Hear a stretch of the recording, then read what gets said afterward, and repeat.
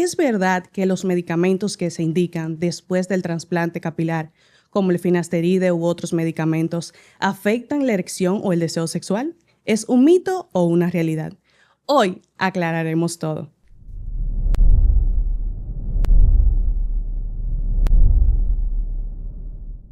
Bienvenidos al podcast Trasplante Capilar. Yo soy Leslie Santiago, coordinadora de trasplante capilar en la clínica Nutrigel. Hoy estaremos respondiendo preguntas que hacen todos los pacientes en consulta. Este espacio es para ustedes. Hoy tenemos una invitada muy especial. Doctora, bienvenida. Gracias por estar aquí con nosotros. No, a ustedes por la invitación. Doctora, para quienes nos están viendo, queremos que nos diga un poquito sobre usted. ¿Quién es usted? ¿Cuál es su especialidad? ¿Y cuántos años lleva realizando trasplantes capilares? Bueno, mi nombre es Alejandra Zuluaga, soy dermatóloga y tricóloga, soy colombiana. Me formé en mis estudios de médico general en Colombia, en la Universidad de Manizales. Luego hice mi formación como especialista en dermatología en la Universidad de Ciencias Médicas de La Habana, en Cuba. Allí estuvimos 3 años formándonos. Luego ya regresé, empecé a hacer pues mis estudios de dermatología clínica general y aproximadamente hace 3 años realicé el máster de tricología en la Universidad de Alcalá, en la ciudad de Madrid. Llevo todo este periodo realizando pues todo lo que es lo relacionado con tricología, trasplante capilar. He trabajado mucho en Colombia en eso y ahora pues estamos aquí haciendo pues nuestras cirugías también. Excelente. Muchas gracias, doctora, nuevamente por estar aquí. Vamos directo a las preguntas. Claro que sí. Doctora, los medicamentos que se indican después del trasplante capilar, como el finasteride u otros medicamentos, ¿afectan la erección o el deseo sexual o es solo un mito que circula en redes sociales? Bueno, una pregunta muy importante ya que es algo que los pacientes siempre tienen miedo. Los medicamentos más utilizados son finasteride y dutasteride. Si vamos a la literatura para mirar qué son los inhibidores de la 5-alfa reductasa. ¿Qué quiere decir? Ellos ejercen una influencia en la testosterona. ¿Por qué? Porque hacen que se pase a dihidrotestosterona y ella ya ejerza los efectos para evitar la caída del cabello. ¿Qué pasa? Como estamos haciendo ese tránsito de testosterona a hidrotestosterona, es ahí donde vemos las pequeñas complicaciones que se dan o los pequeños, digamos así, reacciones adversas que pueden darse en algunos pacientes. Son en realidad mínimas.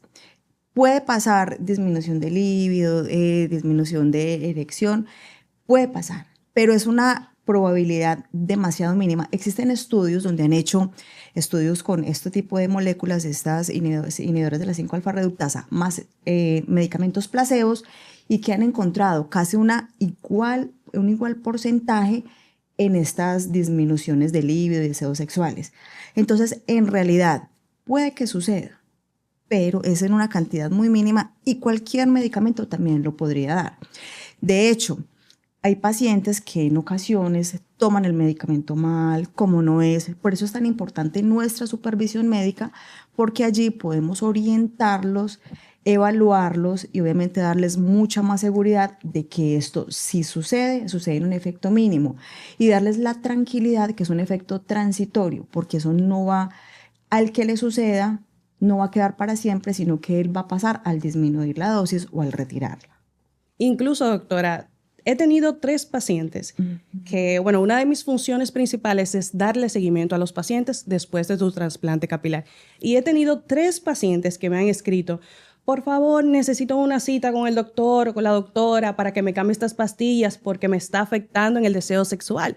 O sea que es algo real, pero como usted nos menciona, no pasa en todos los casos. Ajá. Eso depende mucho de cómo el paciente se tome la medicación, porque incluso esos pacientes que me comentaron esta situación me dijeron, yo le pregunté, ¿y cómo te estás tomando la medicación? ¿Cómo te la indicó el doctor? Y me dicen, yo me la estoy tomando una vez al día, todos los días, donde el doctor le indicó a ellos claramente, tienes que tomarla 3 veces por semana y en la dosis que te indicó el doctor. Claro, sí, exactamente. Hay pacientes que de pronto caen en esos errores con el afán de tener más pelo, entonces las toman, como dice usted, a dosis inadecuadas, más de la dosis que es. Pero la tranquilidad es que son efectos que son completamente transitorios y son efectos demasiado mínimos. Entonces, doctora, ¿un paciente puede hacerse el implante igual o tendría algún efecto secundario o no tendría el mismo efecto si él sigue el tratamiento o hay alguna manera de que se le pueda cambiar esas pastillas por otras, digamos? A ver, si el paciente definitivamente no desea tomar medicamento oral, hay otras alternativas. En consulta podemos evaluar qué otro tipo de medicamento oral podemos entonces enviarle, qué otro tipo de tratamiento tópico podemos enviarle para hacer ese refuerzo cuando definitivamente no desean tomar el medicamento. Doctora, ¿qué otros errores comunes cometen los pacientes luego de realizar su implante? Bueno, es muy común encontrar los errores al inicio, post implante capilar. ¿Cuáles son? El no tener cuidado, digamos, con el rascado, con el lavado del cuero cabelludo, al ponerse gorras de pronto muy apretadas, cascos muy apretados. Esos son los errores que podemos encontrar más al inicio. Ya posteriores vemos errores muy principalmente en la medicación, que creen que ya con el trasplante capilar ya no necesitan ningún tipo de cuidado o seguimiento y no vuelven a tomarse los medicamentos, aplicarse las lociones adecuadas. Es muy común también encontrar errores en que el paciente a veces se desespera un poco, porque se angustia esperando que el pelo le va a crecer al mes. Ahorita, de pronto, si hablamos un poquito más de cuando el pelo se nos cae al inicio, entonces se van angustiando y eso también va generando un estrés que a su vez también va generando caída de pelo. Entonces esos son los errores en los que el paciente he visto yo que más caen. Ese deseo como de tener el pelo ya, pero hay que darles la tranquilidad, o los que no siguen con los procesos posteriores, no continúan con esos seguimientos que son tan importantes para poder nosotros decirles a ellos cómo son los verdaderos periodos de crecimiento, de caída, de recuperación, de qué más hacer. Wow, es un dato muy importante realmente. Siempre seguir al pie de la letra las indicaciones de tu doctor. Y si tienen alguna duda o pregunta, hacerla directamente al médico. Claro, y eso es súper importante, todos esos seguimientos, porque hay pacientes que no vuelven, entonces se nos pierden esos controles y es ahí donde también caemos en esos errores. Doctora, ¿el trasplante capilar duele? Bueno, es otra pregunta que nos hacen A diario. a diario, porque ¿quién no le tiene miedo a una aguja? ¿Quién no le tiene miedo al dolor? En realidad, el dolor es menos de lo que nos imaginamos. ¿Por qué? Porque nosotros realizamos unas infiltraciones en el cuero cabelludo anestésicas muy localizadas. Y como empezamos muy lentamente a aplicar las anestesias, ellas van haciendo un efecto, como decir, migratorio en el cuero cabelludo.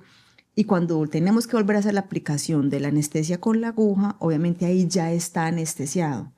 Entonces, el único momento más incómodo en un trasplante capilar es el momento de la anestesia, porque ya después el paciente está supremamente tranquilo, relajado, está viendo televisión, está escuchando música, está charlando. De verdad, la pequeña, digámoslo así, sedación que hacemos es demasiado superficial y es una anestesia muy, muy localizada, entonces el paciente de verdad que es un dolor muy mínimo. Excelente. Esa información es bastante importante porque normalmente los pacientes le tienen miedo al trasplante capilar porque dicen, no, que me va a doler bastante, que no quiero pasar por eso, pero al momento de que están ahí, sienten que todo ese miedo se esfuma realmente. Claro, y muchos dicen, era esto. Y uno, ven que no. Sí, o sea, uno cuando está en la efectivamente. consulta, uno les trata de explicar, mire, vamos a anestesiar lentamente, ponemos esto un poquito, seguimos avanzando. Obviamente ponen cara de terror, pero cuando ya están en el momento, ¿cómo estamos? ¿Cómo estamos? Súper bien, porque en realidad es demasiado tolerable el procedimiento. Doctora, entonces, ¿qué siente el paciente el mismo día o los días siguientes después del trasplante? Bueno, ese día, ¿qué va a sentir? Esa incomodidad de los pequeños chuzoncitos y como yo lo refiero como un entumecimiento en el cuero cabelludo, porque pues obviamente necesitamos esa anestesia para poder hacer la extracción de folículos y luego hacer la implantación. Ese primer día vamos a sentir como esa sensación de entumecimiento, de pronto sentir la cabeza un poquito como apretada. ¿Por qué? Porque hay líquido, porque hay anestesia, hay solución tumescente, hay varias cosas que ponemos en el cuero cabelludo para poder hacer todo el proceso. A los 2-3 días siguientes, lo que más se puede generar es un edema, que es un edema, es una inflamación a nivel de la frente. ¿Por qué? Porque como tenemos que poner anestesia y líquidos, se puede dar esa pequeña inflamación, pero nosotros también ponemos, como unas cintillas precisas para poder que esa inflamación no baje y el paciente no sienta tanta incomodidad. También va a sentir un dolor, pero extremadamente leve, leve en el área donante y en el área receptora, con la cual va a mejorar con todos los analgésicos antiinflamatorios que nosotros le enviemos. Posterior a ello ya se viene pues lo que son los lavados del cuero cabelludo, ya obviamente eso se deben hacer con muchísimo cuidado, puede que haya un poquito de malestarcito, fastidio al uno tocarse, no por el dolor, sino por la sensación de, ay, me los voy a tumbar, me los voy a quitar, pero ya a la semana ya estamos con muy buena recuperación. Doctora, ¿y aproximadamente cuántos días dura esa inflamación que normalmente los pacientes ven cuando se hacen un trasplante capilar? Por lo menos la preinflamación inicial, que es en esta zona frontal, que es donde más la vemos, puede durar aproximadamente unos 3, 4 días más o menos. Ya las costricas que quedan en la región posterior, que es de la área donde hacemos la extracción, las pequeñas costricas que quedan también en la área receptora, ellas pueden durar aproximadamente 8, 15 días mientras van acabando de quitar, pero la verdad es que es muy rápido y muy pasajero. Doctora, y si usted se ha dado cuenta, nosotros nos destacamos porque nuestros pacientes no se inflaman. Como en otras clínicas, que la que tú ves al paciente con esa cabeza súper grande, con una venda, nosotros ni siquiera utilizamos venda y los pacientes casi no se inflaman, para nada. Muy bien, me parece excelente. Y eso tranquiliza mucho a los pacientes. Claro que porque sí. muchos pacientes han venido a consulta para hacer una cotización diciendo, ay, que yo no me quiero ver así, eso se ve muy feo, esas cositas que parecen como gusanitos blancos, no quiero que la cabeza se me hinche, y tienen mucho miedo por ese tema. Pero nosotros normalmente nos destacamos porque nuestros pacientes no se hinchan, no se inflaman tanto como otros. Qué bueno. Doctora, y tengo otra pregunta. ¿En qué tiempo una persona empieza a ver los resultados visibles después del trasplante capilar? Bueno, eso también es bien importante explicarle al paciente porque, como lo decía anteriormente, los pacientes de pronto tienen ese concepto que se hacen el trasplante y a la semana ya están pues con todo el cabello. Hay que saber que esto es un proceso progresivo. ¿Qué quiere decir? Las primeras semanas hay una caída de pelo completamente normal. ¿Por qué? Por un fenómeno que se llama fluvio telógeno. ¿Qué sucede? Más o menos de 3 a 6 mesecitos empieza a notarse que pasó algo bueno, ¿cierto? O sea, ¿qué pasó algo bueno? Que empezó a salir, digámoslo así, los folículos, pero muy pequeños. Todavía no hay ningún resultado. Más o menos a los 9 a 12 meses es cuando ya vemos el verdadero resultado de un trasplante. Hasta los 15 meses se pueden ir dando estos resultados. Por eso hay que darle la seguridad al paciente y la tranquilidad que en esos primeros meses no se afane, no se esté mirando constantemente en el espejo, porque la magia en esos primeros meses no se va a dar. De 9 meses en adelante es cuando ya empieza el folículo como tal a ir creciendo y a ir dando todos sus resultados. Entonces, doctora, definitivamente, ¿qué fecha estableceríamos?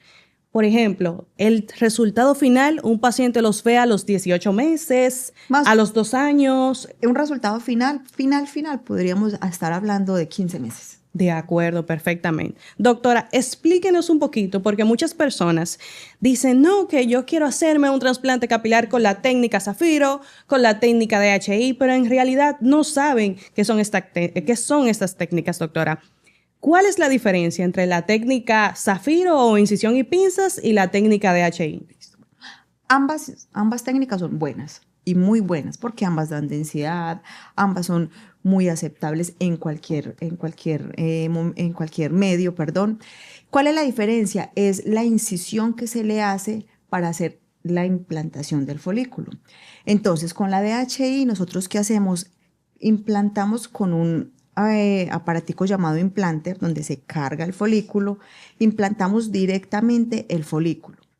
Y la técnica Zafiro se utilizan unos pequeños bisturís o también un material llamado Zafiro, que también es como decir una cuchilla, con la cual hacemos unas pequeñas incisiones. ¿Para qué? Para después manualmente ir a poner cada folículo extraído.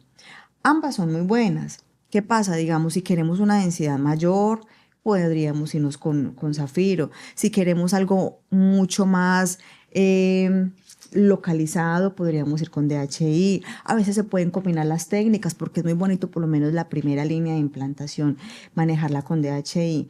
En realidad, las dos técnicas son buenas, solo que es el mecanismo con el que entramos a hacer la incisión y la colocación del folículo. Doctora, ¿cómo se decide qué técnica es mejor para cada paciente? Bueno, esa pregunta es un poquito difícil por lo que yo digo. Podemos hacer cualquier técnica, podemos utilizar ambas técnicas. Sin embargo, ¿por qué las podemos utilizar o cómo las podemos definir? En pacientes de pronto que necesiten unas densidades muy grandes o densidades más localizadas, nos podríamos ir por lo menos, digamos, con la zafiro.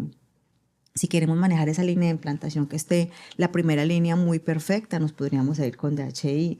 Si ya vemos que, digamos, la piel del paciente es demasiado delgada, demasiado gruesa, ya entramos a definir con cuál de las dos nos pudiéramos ir. Sin embargo, pues las dos siguen siendo muy buenas.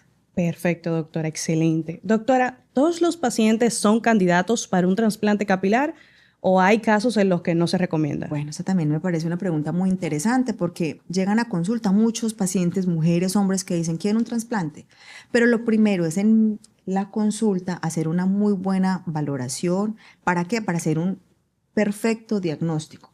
¿Por qué? Porque existen diferentes alopecias. O sea, aquí yo me puedo quedar enumerándoles todas las alopecias que tenemos, pero hay criterios específicos en algunas alopecias, como cuáles: la alopecia androgenética, la alopecia frontal fibrosante. Tenemos algunas alopecias cicatrizales muy puntuales, donde en ellas podemos hacer el trasplante. Existen otros tipos de alopecias, como cuáles: el efluvio telógeno, donde no va a ser indicado un trasplante capilar. Entonces, lo ideal es primero definir cuál es el tipo de alopecia para poder entrar a definir si sí o si no se podría manejar el trasplante. También obviamente hay que definir muy bien cómo se encuentra el área donante, porque si evaluamos que el área donante está también muy despoblada y no hay de dónde, obviamente, extraer folículos, pues tampoco podríamos. Hay que mirar muy bien también los antecedentes del paciente, si tiene enfermedades autoinmunes que estén activas. También obviamente serían pacientes que no podríamos trabajar. La edad del paciente, son pacientes extremadamente jóvenes, hay que esperar un poco, hacer otro tipo de tratamientos, pues porque no es justo hacerles un trasplante muy joven, porque sabemos que el proceso de alopecia androgenética, que es la enfermedad más común, va a continuar y a futuro va a necesitar más trasplantes. Excelente, doctora. Muchas mujeres nos escriben a diario con esta pregunta. ¿Las mujeres también pueden realizarse un trasplante capilar? Claro que sí. Las mujeres también, pero como vuelvo y repito, es según el diagnóstico. No todas pueden venir. Quiero un trasplante porque tengo poco pelo. En las mujeres es muy común encontrar un fenómeno llamado efluvio telógeno. Es dado más que todo por factores nutricionales, por estrés después de una cirugía, de un parto, de un posparto, un posaborto. Es muy común encontrarlo.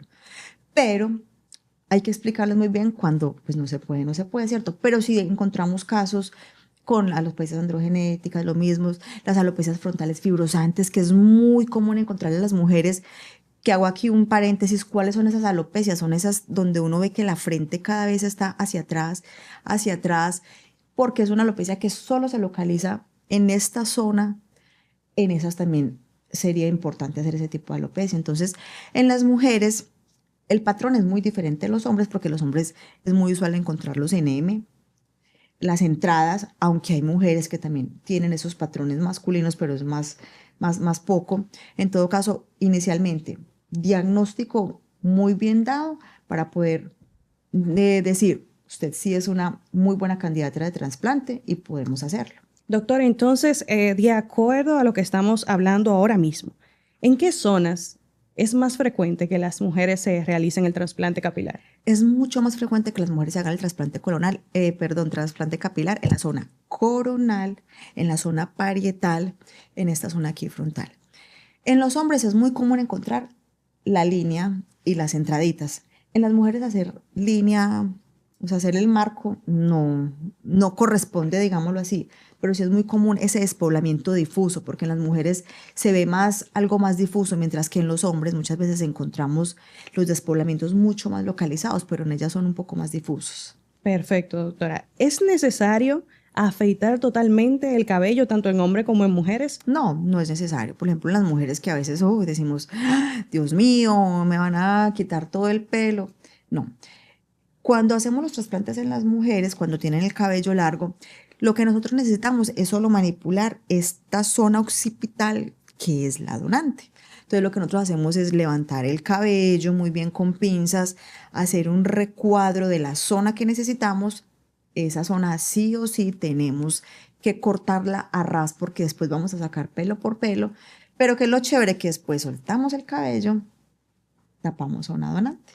Excelente, doctora. Incluso nosotros tuvimos un paciente en los meses pasados que él venía con unas rastas inmensas, súper largas y bellas. Y él le realizamos un trasplante de barba, pero él no quería que le recortaran sus rastas. Claro. Le recortamos un poquitito de la zona donante, le implantamos y él quedó con sus rastas perfectas. Feliz, me imagino. Feliz. Doctora, ¿qué causa más caída en las mujeres? ¿Hormonas o estrés? Bueno, es importante saber que en las mujeres la caída de pelo es multifactorial. Hay tres entidades muy importantes que son la genética, hereditaria, la parte hormonal y estrés. Aunque todo es un proceso multifactorial, lo que más prima es la razón genética. Ante la genética no hay nada, ¿cierto? A veces yo les explico mucho a mis pacientes que es muy bueno uno separar lo genético del hereditario. Genético es esas células con las que ya venimos y nos generan todo tipo de enfermedades. Hereditario es cuando venimos con esa herencia, papá, mamá, abuelas, ambas pesan muchísimo. Entonces esas dos serían las causas principales de las alopecias. Ya obviamente se viene una causa también muy importante que es la hormonal. Ya lo que yo explicaba, la testosterona también ejerce su efecto haciendo esa conversión por medio de la enzima 5-alfa reductasa de hidrotestosterona, haciendo que el pelo se miniaturice, se caiga más fácil. Entonces esa también es una razón muy fuerte. Y ya vienen las otras aledañas que también son importantes y generan alopecia, que son el estrés, los factores nutricionales, que esos obviamente van sumando, van poniendo ese granito de arena para que se intensifique mucho más esa alopecia. Excelente, doctora. ¿Y qué usted, por ejemplo, qué usted les recomienda a las pacientes femeninas que se realizan el trasplante capilar? Normalmente a las que vienen acá al país, se realizan el implante, normalmente las extranjeras, y no vuelven jamás, ni se dan un seguimiento, ni siguen un protocolo en casa. Bueno, ¿qué le sugiero yo? Que es importantísimo que al momento de ella tomar esa decisión, porque es que es una decisión muy importante. O sea, yo pienso que un trasplante capilar no es me voy a ir a hacer una ceja, me voy a ir a hacer una depilación. No, un trasplante capilar es un procedimiento quirúrgico, no es invasivo, no es tan severo como otros, pero es un procedimiento importantísimo donde es importante el procedimiento como tal, pero mucho más importante el seguimiento, porque allí es donde vamos a ver dudas, preguntas, manejo oral, manejo tópico, cómo es la respuesta tan normal o anormal a la caída inicial que se da del cabello, que se da en las primeras fases y es completamente normal y para las pacientes les angustia muchísimo eso. Entonces, tener un seguimiento y un acompañamiento, pienso yo, profesional es de lo mejor. O sea, la seguridad y la tranquilidad que se le puede generar a un paciente es algo que se va a ver reflejado en su repoblamiento post trasplante capilar. Perfecto, doctora. ¿Por qué es fundamental realizarnos un trasplante capilar en una clínica certificada y no en una clínica informal? Es importantísimo, por lo que yo decía ahorita, ¿cierto? Si empezamos hablando de la asepsia y antisepsia que manejan las clínicas que están completamente proporcionadas, adaptadas, avaladas por los ministerios de salud, es uno de los factores. Hay obviamente clínicas, lugares clandestinos donde no cumplen con todas estas normas y todos esos estándares de calidad. ¿Y qué pasa? Se dan las infecciones. Obviamente si va a haber una infección en cuero cabelludo, el folículo no va a pegar allí, entonces mucho más riesgo de cualquier falla posoperatoria. Dos, en las clínicas que están certificadas siempre hay un personal completamente idóneo, capacitado, tienen los mejores especialistas en la materia, no tienen cualquier aprendiz o cualquiera que vio algún videito y vino a ponerlo en práctica. Tienen todo Yo siempre digo el recurso humano para estar pendiente en la gestión post-seguimiento, cómo está, cómo va. Entonces, eso es bien importante y eso solo se encuentra en sitios que estén avalados y que sean respaldados. Doctora, y eso es muy frecuente acá en la República Dominicana. Los pacientes, digamos, por pagar 200 o 500 dólares menos, se van a cualquier clínica clandestina para realizarte el trasplante capilar porque vieron una oferta por las redes, que aquí me va a salir en 1.500 dólares, que me va a salir en 2.000, sin evaluar primero el centro. Por ejemplo, nosotros estamos avalados por Salud Pública e Indocal, que es muy importante. Tenemos todas nuestras certificaciones y con los doctores que trabajamos, todos están completos y capacitados. Así que recomiéndele, doctora, a los pacientes que este tema del trasplante capilar no se puede hacer así a lo loco. Que porque vi una clínica que me cobra 500 dólares menos, que porque quizás sean unos extranjeros, donde aquí le brindamos la certificación y todos los métodos de calidad con lo que se deben trabajar en un implante capilar. Muchas veces la premisa, lo barato sale caro, es cierto, porque entonces ahorramos 200 dólares, 500 dólares, pero después cuando se viene el proceso infeccioso, la compra de antibióticos, si el trasplante no pegó, digámoslo así, entonces se perdió todo ese dinero. Entonces hay que poner en una balanza ese riesgo-beneficio que pueden generar esos otros sitios. Doctora, gracias por compartir esta información tan valiosa y precisa y necesaria con cada uno de nosotros. Gracias por estar aquí el día de hoy, doctora. Ay, no, a ustedes por invitarme y por las personas que me están escuchando, sacar este ratico y estar con nosotros. A todos ustedes que nos estamos observando, recuerden que cada caso es diferente. Una evaluación profesional es clave para tomar decisiones.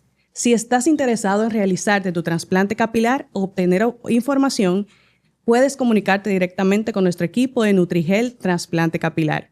Yo soy Leslie Santiago, coordinadora en el área de trasplante capilar Nutrigel, y esta fue nuestra primera entrega. Hasta la próxima. Adiós.